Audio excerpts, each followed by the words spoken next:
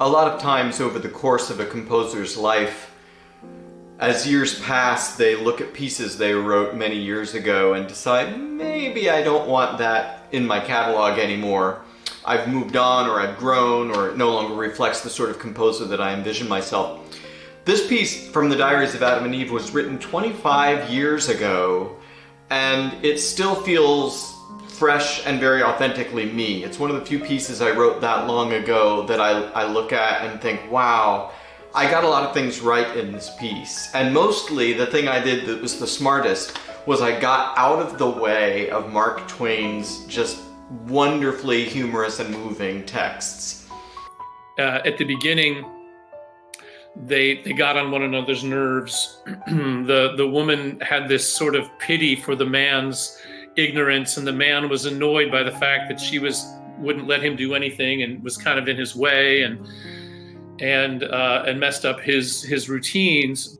I love the relationship between the two as they grow through the piece, and she loves him from the very beginning. She wants to talk to him. She wants to be with him all the time, and she wants him to talk to her. And it really is a good play on real life. But then by the end, they realize just how significant and important and transformational their relationship has been. It was during my doctoral work at Louisiana State University that I first wrote the piece. It was at that time for chamber orchestra, and I asked a classmate of mine to sing the soprano role, Gina. But I do have a memory of standing on the stage in the recital hall with the dimmed lights and just the excitement of performing the piece. It was a performer's dream, really. All the cameras, all the effects, light effects, and three of us, Kim and Scott and we worked hard, and it was really fun. The third movement was really hard, especially it's a reduction. He asked me if I'd be interested in reducing an orchestra part to a piano reduction. Always reduction is hard, but then I can play that because Steve did a great job on reduction. But not just a reduction, but a standalone piano part as well. The entire collaborative team on this project has been just amazing. One of the reasons I was excited about working on this was that it was a challenge to take a non-theatrical musical space and make it look like someplace else. Steve had explained that for this project, it wasn't to be recorded in a concert manner, meaning it didn't have to have a live, necessarily a live feel to it. And so it was really interesting to see how the space changed when we added the things that we added to make it just a little bit different. Anytime you talk to a director of photography and you ask them, hey, would you rather light for one camera or would you rather light for two cameras? The answer is always going to be, I would rather light for one. And in this case, we had to do 9. And the fact that we could pull that together in the middle of a pandemic while an apocalyptic ice storm was going on. I didn't know if our roof had collapsed from snow. And we had a very, very pregnant piano player. I just talked to my baby, please hold. To get all of that to happen in the same room at the same time and get it on tape so that we could edit it and present it to you was sort of a miracle that it happened at all. I think everything ended up looking very good. And I was like, yeah, I definitely want to do that. I think it gave a great look. Mm-hmm. I agree. Certainly for us, it has been a deeply personal piece. You know, we've been married for over 27 years now. And in a lot of ways, we can look back over the course of our marriage and see where we've had seasons like what he's talking about, you know, and then having, you know, raised 2 boys like Adam and Eve raised 2 boys, and the cluelessness that comes with being young parents. By the end, when you're in, you know, as Steve does so well in this 4th movement, has them looking back pensively over their lives. He does have enough self-awareness to realize that, early on, she drove me crazy. But what I've come to realize now, that even after we were expelled from the garden together, that being with her brought the garden. She brought the garden with her. She brought this element of a woman's touch, this element of paradise and perfection that we found together in relationship.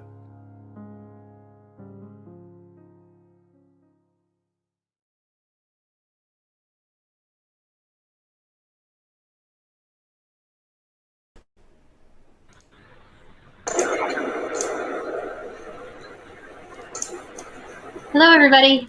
Hi. Hi. I'm Beth. I'm Trudy.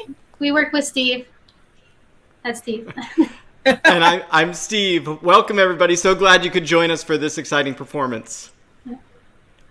So good evening, and thank you for joining us again for this video premiere. We are all very excited to share this production with you.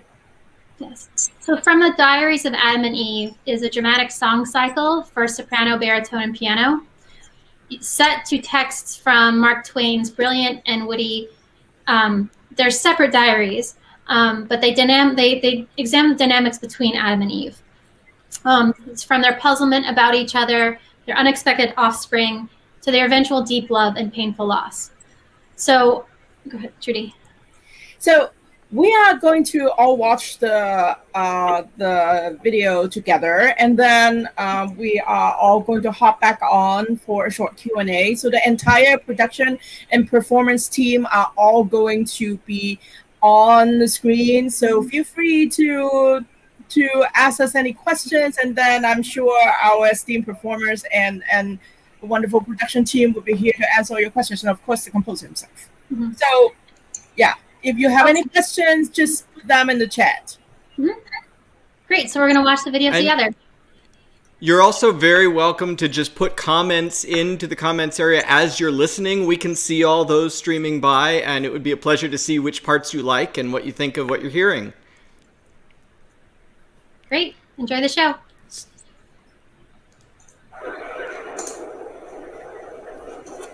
Camera D is rolling.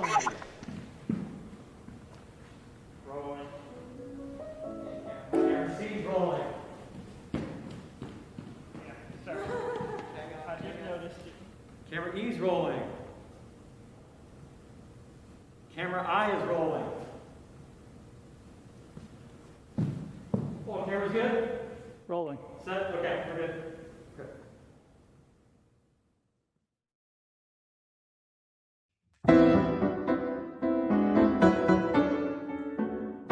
I am almost old now. I arrived yesterday.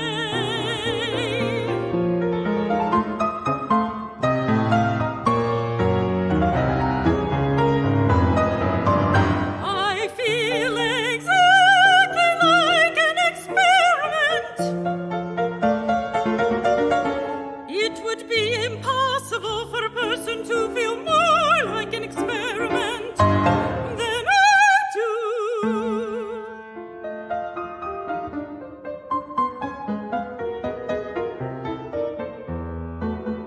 And so I am coming to feel convinced that that is what I am. An experiment and nothing more.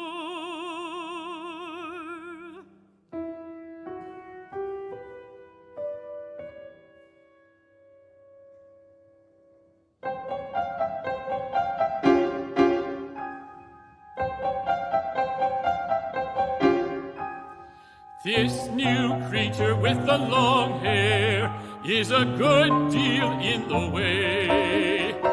It is always hanging around and following me about.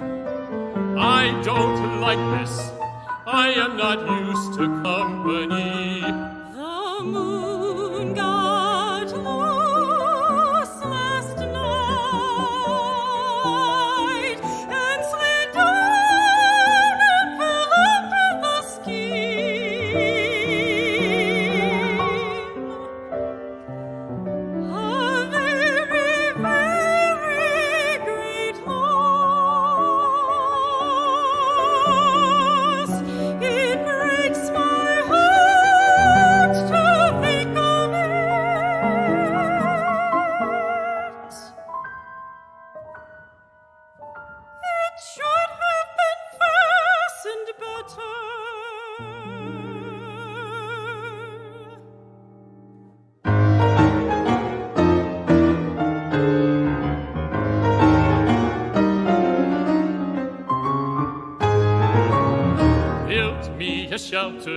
against the rain, but could not have it to myself. The new creature intruded.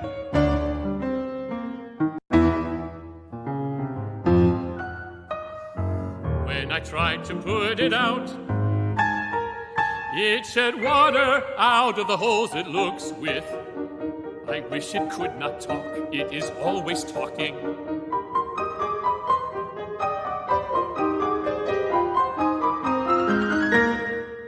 I followed the other experiment around yesterday afternoon at a distance to see what it might be for. I feel more curiosity about it than about any of the other reptiles. That is, if it is a reptile. When I suppose it is, for it has frowsy hair and eyes, and it looks like a reptile. It has no hips, and when it stands, it spreads itself apart like a derrick.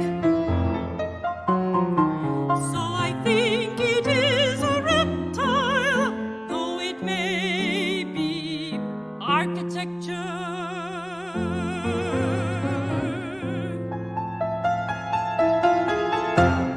Been examining the waterfall. It's the finest thing on the estate, I think. The new creature calls it Niagara Falls. Why? I'm sure I do not know. Says it looks like Niagara Falls. That is not a reason. I get no chance to name anything myself.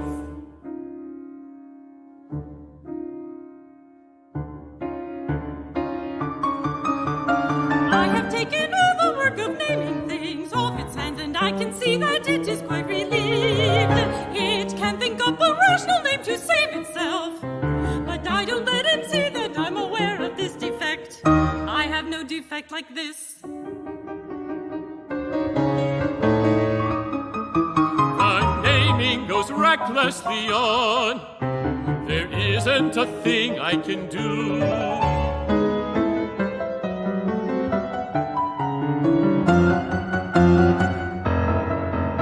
I had a good name for the garden, and it was musical and pretty.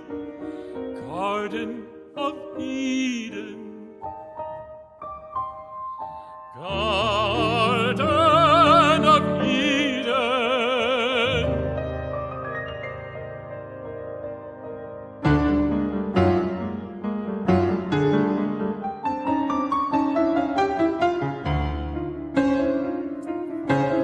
But the new creature says it's all woods and rocks and scenery, and it has no resemblance to a garden.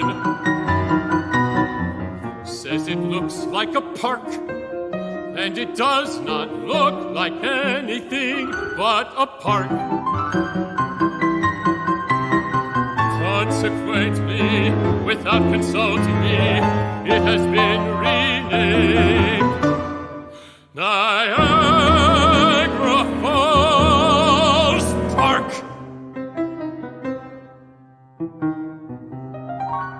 My life is not as happy as it was.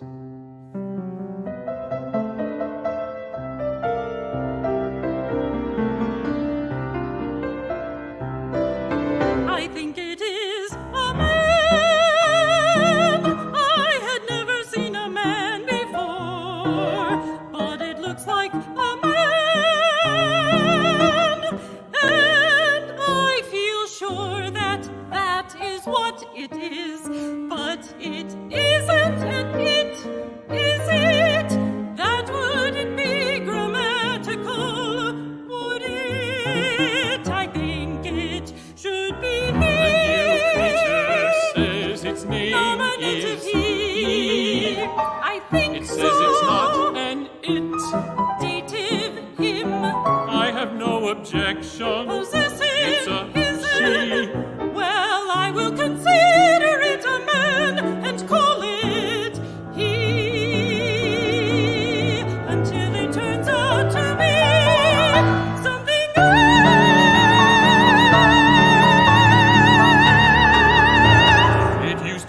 so quiet here.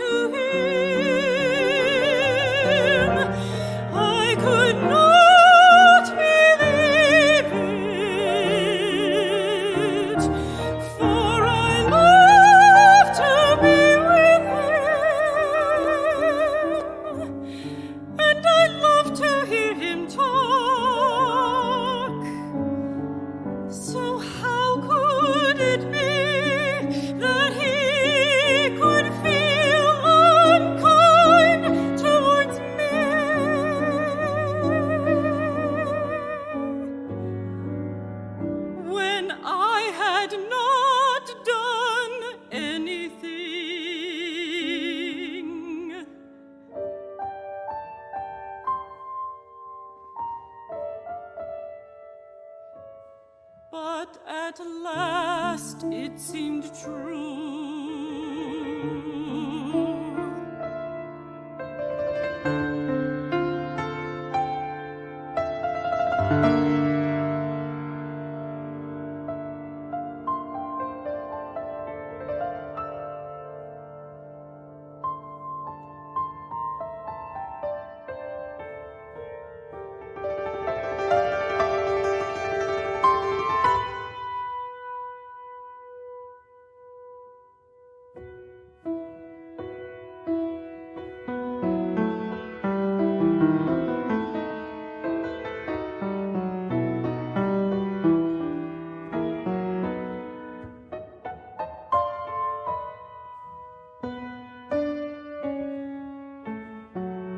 Perhaps I ought to remember that she is very young, a mere girl. I ought to make allowances. She is all interest, eagerness, vivacity. The world to her is a charm, a wonder, a mystery, a joy.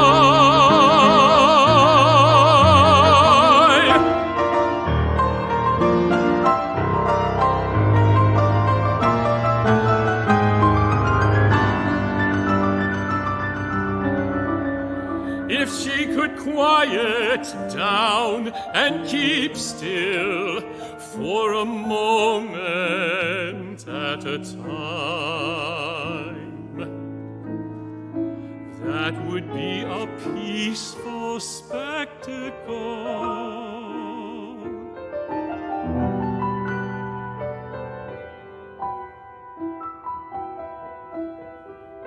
So I went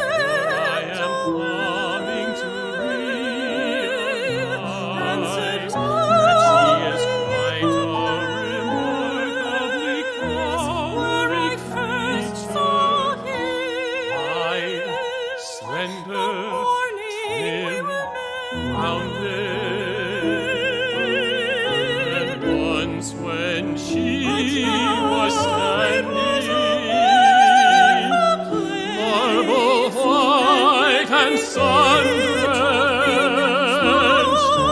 with her young head tilted back and her hand shading her eyes, watching the flight of a bird in the sky, I recognized that she was beautiful. and it was all a mystery.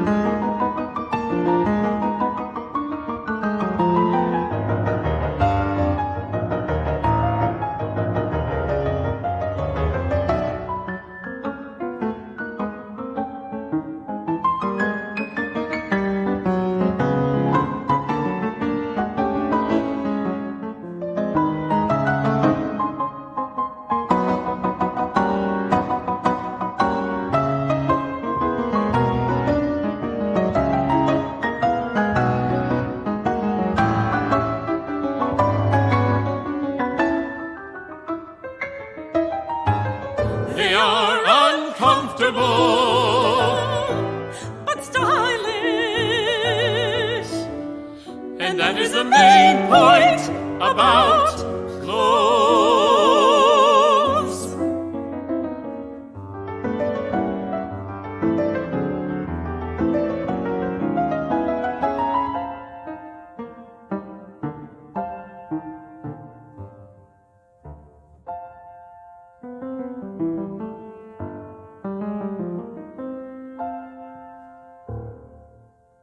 When I look back, the garden is a dream to me.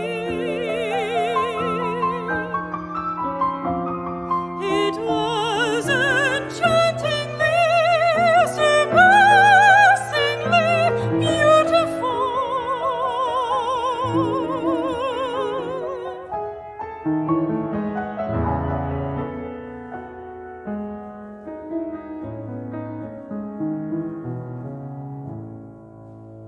And now it is lost.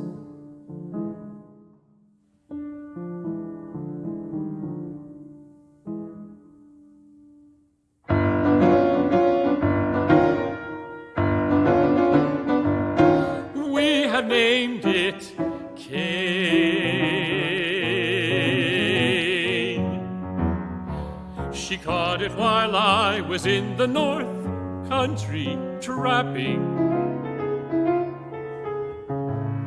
It resembles us in some ways, and it may be a relation. That's what she thinks, but I still think it's a fish. If I ask myself why I love him, then I find I do not know. I love certain birds because of their song, but I do not love Adam on account of his singing. No. The more he sings, the more I can't get used to it.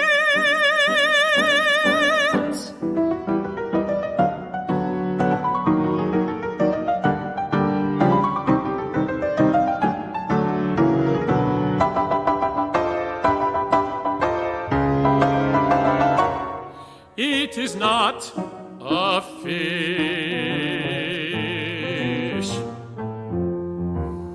It has ceased from lying around, and now it crawls about on 4 legs.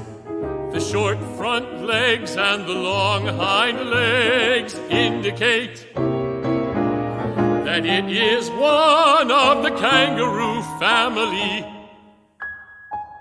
It isn't on account of his brightness that I love him, no, but he is not to blame for his brightness, such as it is. In time it may develop, but there's no hurry. He is well enough as he is. I have offered to get her a kangaroo if she will let this one go, but it did no good.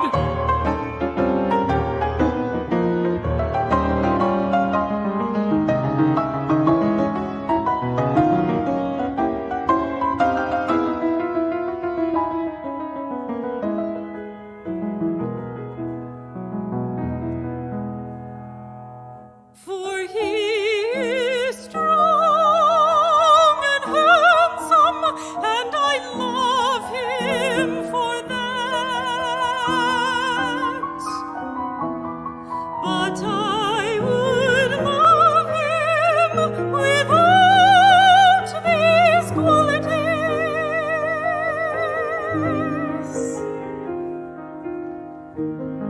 And so I think that this kind of love is not a product of reason. It just comes, none knows whence, and it cannot explain itself.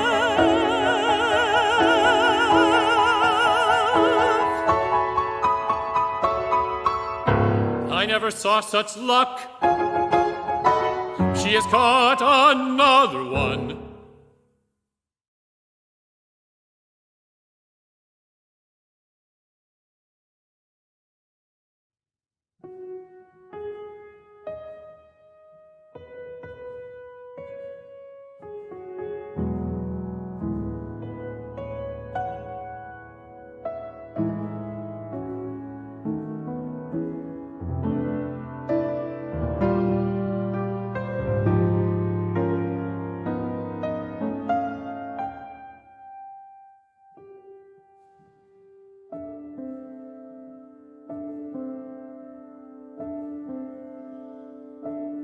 They are boys. We found it out long ago.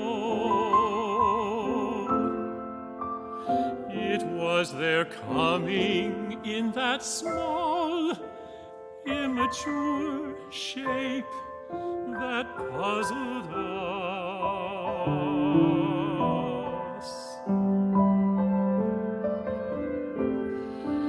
After all these years, I see I was mistaken about Eve at the start.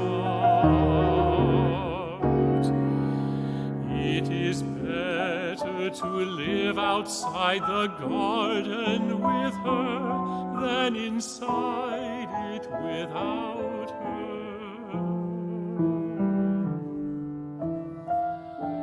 At first I thought she talked too much, but now I would be sorry to have that voice fall silent and pass out of my life.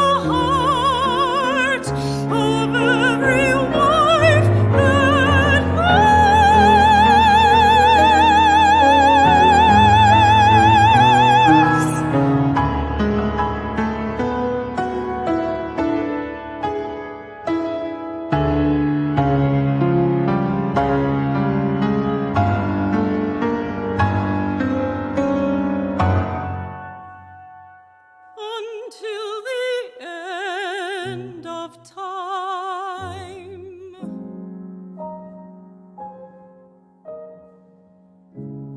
I am the first wife, and in the last wife I shall be repeated.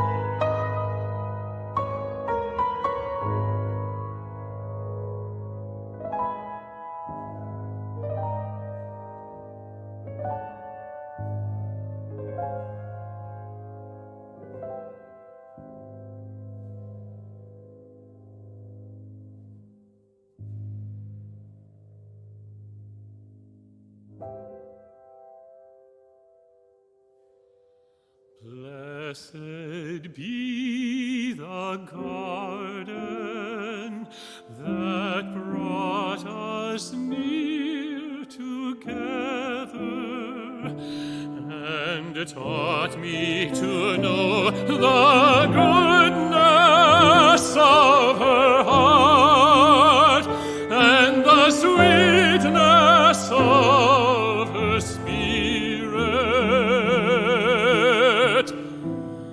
Wheresoever she was, there was Eden.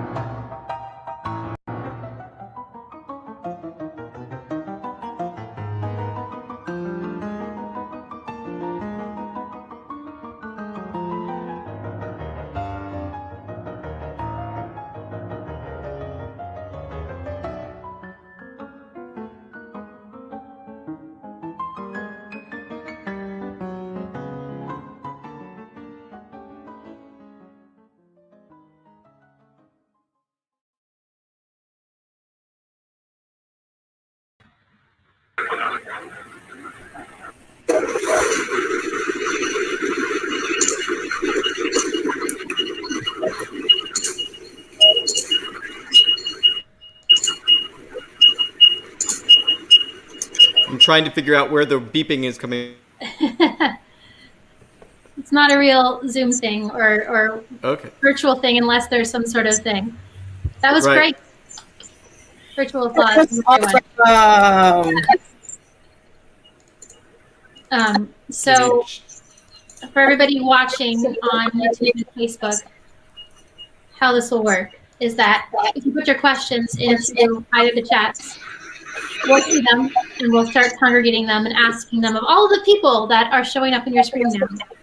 Anything from a lighting designer to camera people to people who did the orchestration to do the piano reduction.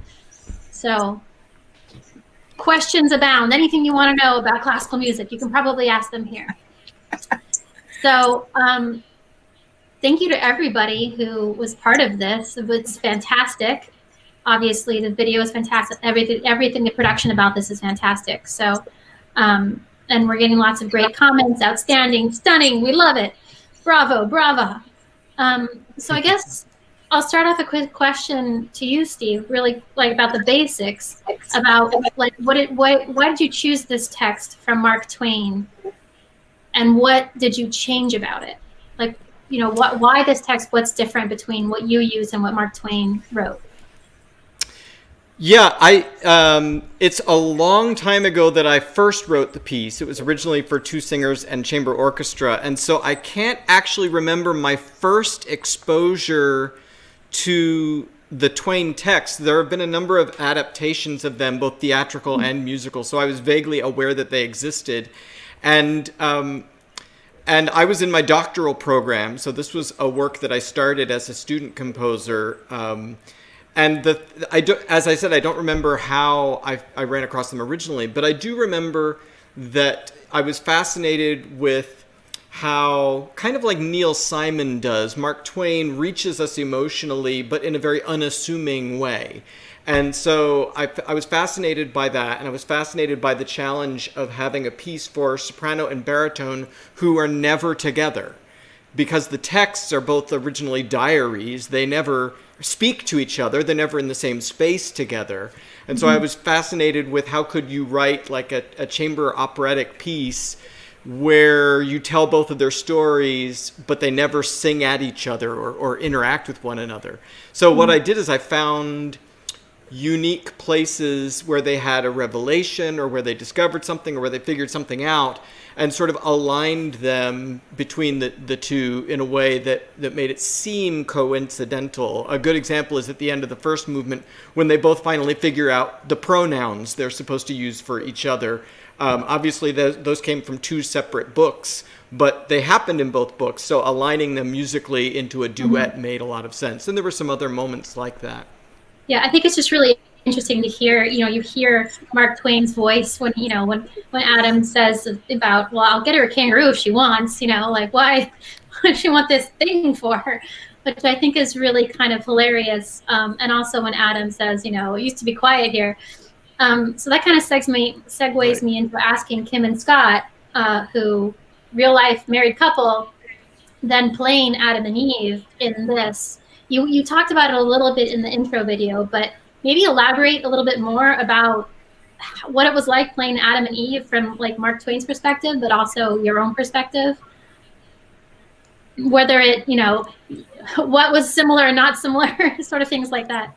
Yeah, I think that a lot of it was similar. Again, as we look back, having been married for quite some time now, as we look back over it, and even in the 10 years or so since we last performed this, I think our understanding of it or our identification with it is even deeper than it was then. But it's kind of funny, he of course kind of gets at them sort of indirectly, but the idea of her being very, very talkative, when we were first married, Kim's a very, very outgoing person, and so I think in some ways that was something that we dealt with. The thing that I identify with the very most, or one of the two things, is the cluelessness of being young parents, right? I mean, he talks about them as being young, like being the first parents. Like, what is this thing that we have here? Adam thinks he's so smart. Well, I think it's a fish, and well, no, it's definitely one of the kangaroo family. And if we take that kind of analogously or metaphorically, there is a cluelessness with coming home from the hospital with this human being, as beautiful as little Isaac there, right? And whom we haven't yet seen. You come home, and maybe G can comment on this, and it's a little bit like, they let me leave the hospital with this, what do I do now? And so while we never actually thought that our child was a fish, there is an element of, oh my gosh, we have early pictures of us with our baby, and there's almost this underlying panic, like, oh my gosh, what happens now? So that's something that I quite identify with. I don't know about you.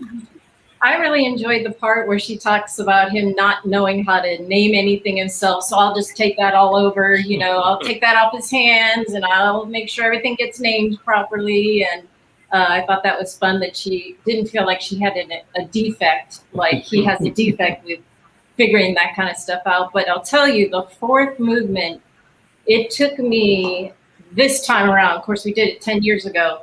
This time around, I had to listen to it probably 3 or 4 times before I could get through it without crying, because it is my prayer, it is my longing that we should pass through this life together, a longing which will never perish from the earth. And I just couldn't do it. It was so moving and written so beautifully that it took me a bit to rehearse that so that I wasn't a blobbering mess.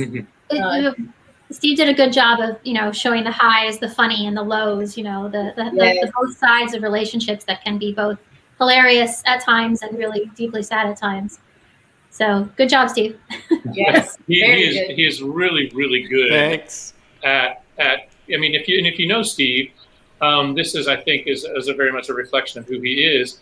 Fine in the humor. He's actually a very funny human being, and so I quite enjoy bantering with him and whatnot. But he's very funny. But he has a wonderful knack for writing lyrical, beautiful, stirring melodies, and you really get to hear that, particularly in the second and fourth movements. Although in the third movement, Eve gets some of that stirring lyrical stuff. Adam's so pretty declamatory in the third movement, but in that fourth movement, in particular, it's just heart-wrenchingly perfect stuff. So, bravo.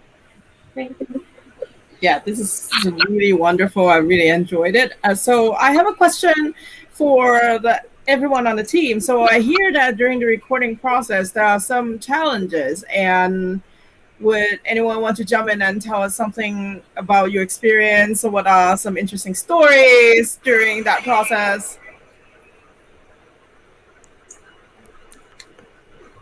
Well, I can speak to a little bit about the audio side. While I wasn't involved directly with this, can you hear me?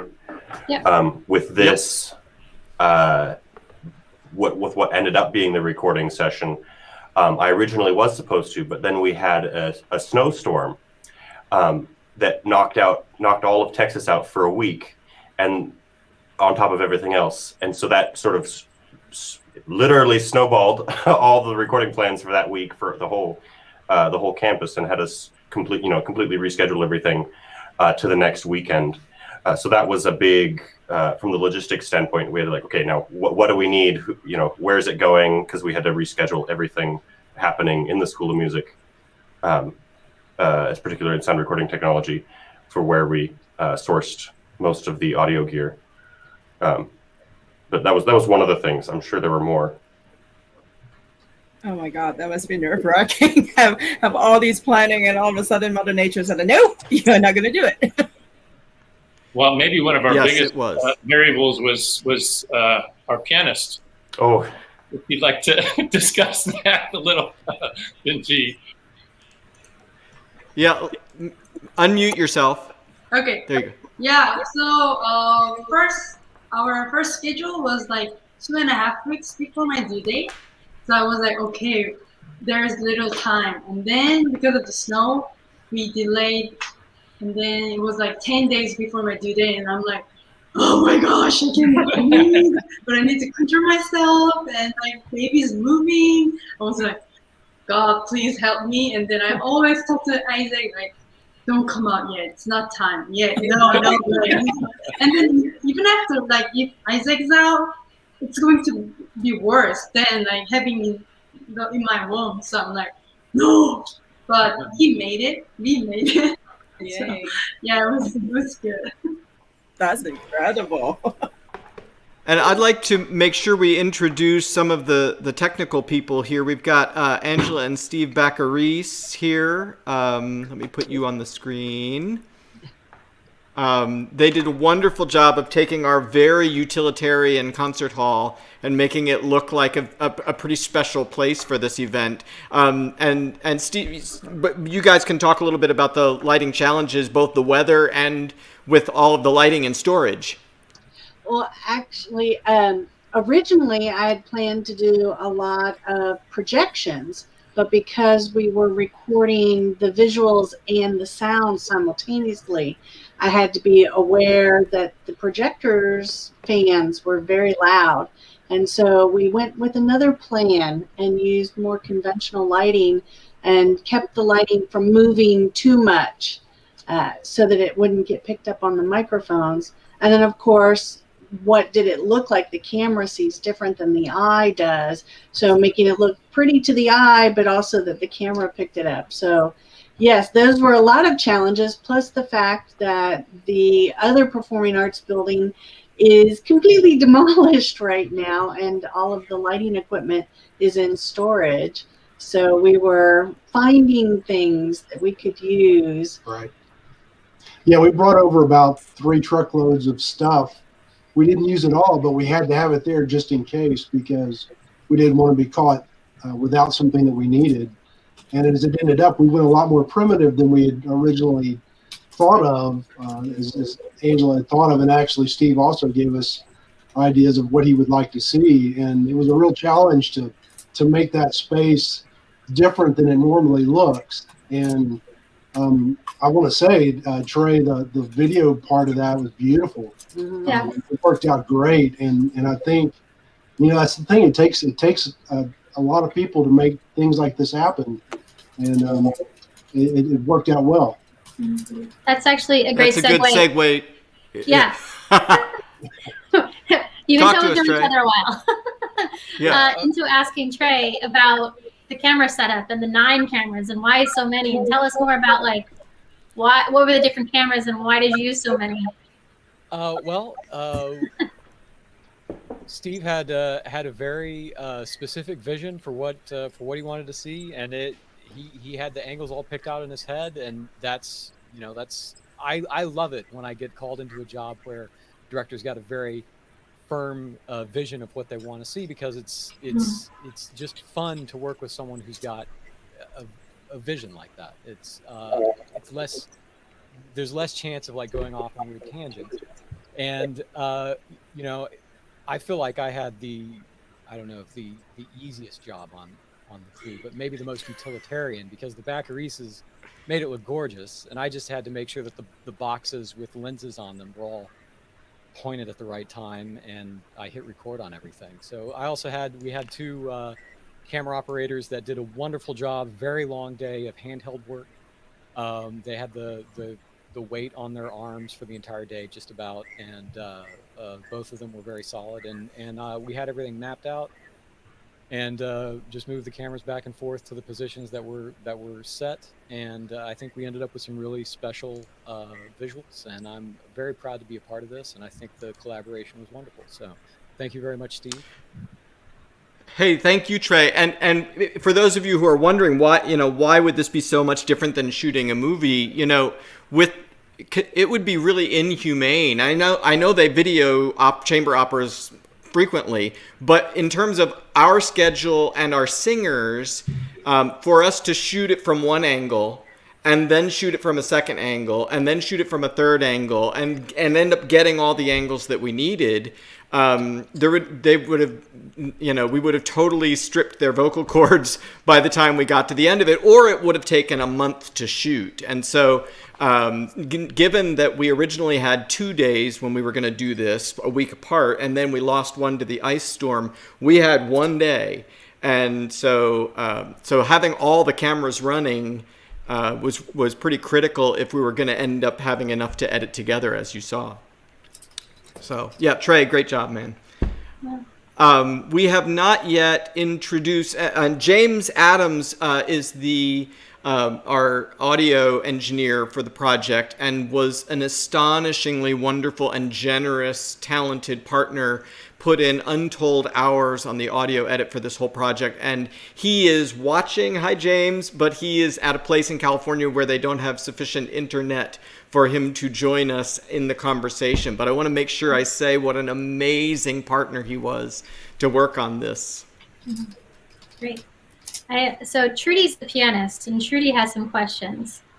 Yeah, I naturally I am very interested in the piano part. So I'm going to start asking Hyun a question. The piano part looks very athletic. I really enjoy watching your hands dancing across the keyboard. It's awesome, and I will freely confess that I just bought the score because I just really want to look at the piano part, and just want to find the time to. Oh, I would have given you a free one, Trudy. Oh, come on! I would have loved to give you some income. I'll put a link to the score in the Facebook chat and the on the chat and on the YouTube chat as well, so Cool. everybody can go buy a score. All right, so going back to the question. Sorry, that question. So I just wanted to ask Hyun, can you share some of your favorite moments during when you were playing the piano part and when you were studying it and when you were performing it? What are some of your favorite moments? Whenever I have a solo part, I enjoy my solo part because it's very showy. But Steve put a lot of elements in there, like jazzy, and sometimes it's very lyrical. Sometimes, like especially third movement, is very rhythmic, and the percussive sound. I just love all these different aspects in the music. Before I get the whole entire music, I need more time to digest each characters. But then once I get it, it's all fun, and then it goes along with musical lyrics, and then all vocals. It all makes sense. And even for the first movement, it's very long. Right. This is the longest one. But then Adam and Eve have their own character, and the musical stuff, it's all like support their lyrics, and it was just fun. Yeah, it's just so much fun because of all the different musical styles, and you play it so well. I really enjoyed. Oh, thank you. Yeah. And then I also wanted to ask Scott, who has spent a lot of time working on the piano reduction. Are there any interesting moments, fun moments that you want to tell us? The third and fourth movements were probably my favorite to sort of chew on, and then I would give a draft to Steve, sort of with my perspective as a pianist and as a composer and an orchestrator, and just sort of as we sifted through, okay, what's the most essential parts here? We changed a few things from my first drafts. My first draft was a little too ambitious, especially considering the reducing it from the full orchestra down to just a small chamber group. I love the moment in movement 4 where Eve dies. Is implied, and then the production, the lights go down, but in the music it just hovers over to one chord, and then we get these little pizzicato strings in the left hand of the piano, and it worked really well pianistically as well as orchestrally. So that was really fun to sort of find the moments that sort of just heightened the experience of the whole piece. The first movement. You go ahead, Scott. Go ahead. The first movement was definitely the hardest for me to approach because there are so many characters, and I was like, okay, it was. I started with that one, and I sort of at first I was like, oh no, what have I gotten into? But it was really fun to delve in, and then because I've played a number of Steve's pieces, I've recorded a number of them, and it was really great to sort of see the spider web of influence, because this is from 20 years ago, basically 25. 25. Yeah. It predates me. So it was really great to see, I see the influence here, and just track the his compositional voice as it keeps going. So that was really rewarding to go through. Yeah. The reason it was so important to me to have Scott working with me, I've known that there needed to be a piano reduction of this piece for years, decades. And when you do an orchestration of it as the first version, creating a reduction means getting rid of stuff. And as the composer, every little bit of it was important to me. It was like pulling teeth every time I'd sit down to try and do a reduction on my own. And so being able to turn the whole thing over to Scott and say, do the initial, sort of triage on this to get it close to a piano part. And then we had a whole bunch of back and forths where many of his ideas, I was like, yep, that's perfect. And then there were other places where I said, no, we're not doing that at all. And then we'd go back to the drawing board and pick out other elements of the piece that ended up needing to be in the accompaniment. So I'm really delighted to have gotten to work with Scott in this way. So there was a couple points. There were a couple points where you sent back a draft. I was like, "Why is that back in there? No. Why would we do that?" So that's a good question for Gina, who was the original soprano when this was first premiered.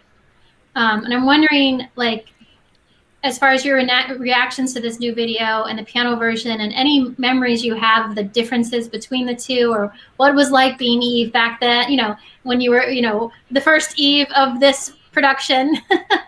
Just any sort of reactions? Yeah. Oh my goodness, I loved watching this tonight and just reliving that. I think it was over maybe 26 years ago, Steve, huh? It might be, yeah. Yeah, because I have a program from 1995. Oh wow! So since then, I have a son who's 25, and just to relive, you know, the marital, you know, experiences. I mean, what Kim said about, you know, singing that last movement. I mean, I haven't been singing the song, you know, much at all, really, and so to hear it again, like for the first time, but then remembering all that has happened in, you know, the last 26 years is very emotional. It was hard for me to come in tonight just after witnessing that.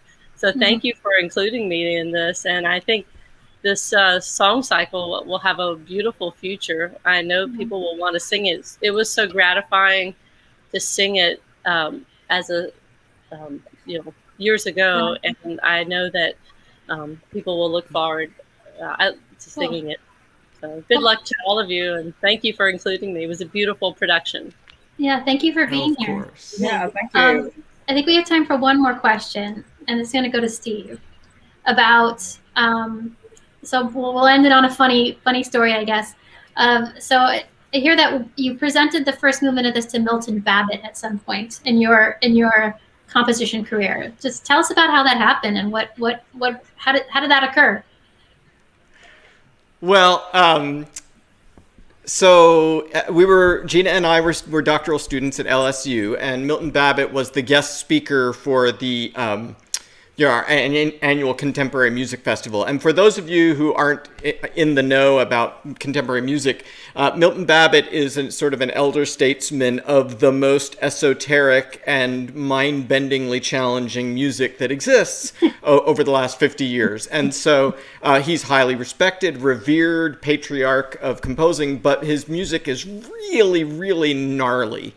And so all of my colleagues were preparing these highly esoteric, intellectual, complex pieces to present to him in the little masterclass he was going to do with the composition students. And I didn't have any of that. I'm generally not that sort of composer.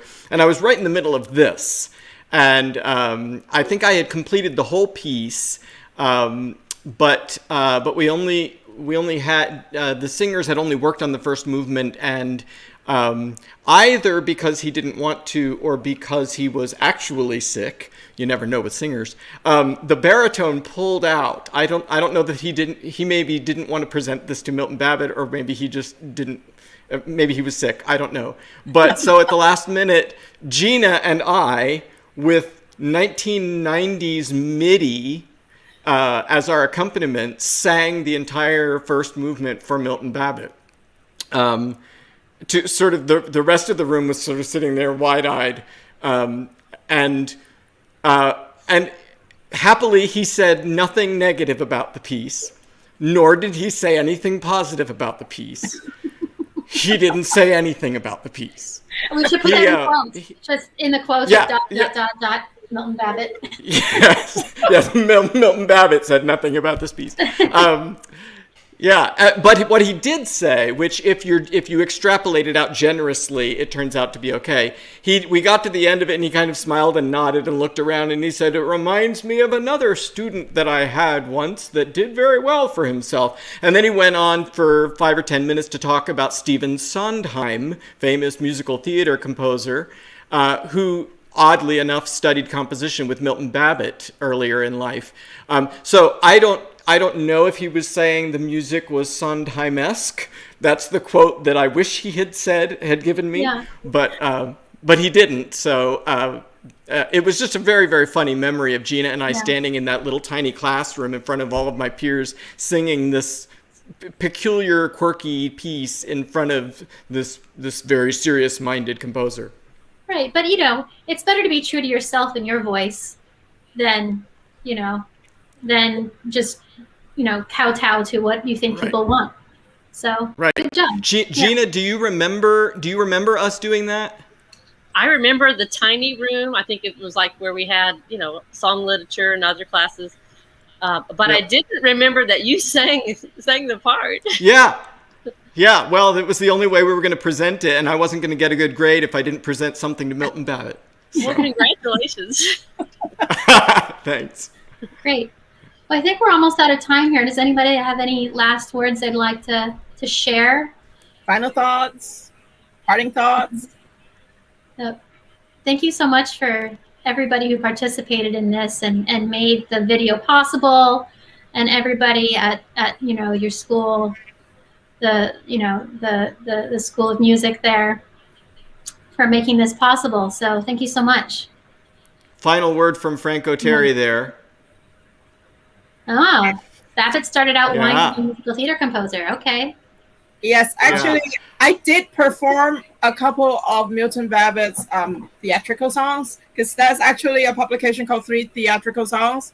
It's taken from his very early music theater work before he switched gear and write something else out. It's not musical theater. Yeah, and on that note. Well, thank you everybody for participating and for sticking around, and thank you for the people in the audience that stuck around for this long question and answer period. It's so great to share this piece that I've lived with for half of my life now with all of you. Yeah. Oh, thank you again, and thank you everyone for watching. Have a good night. Thank you.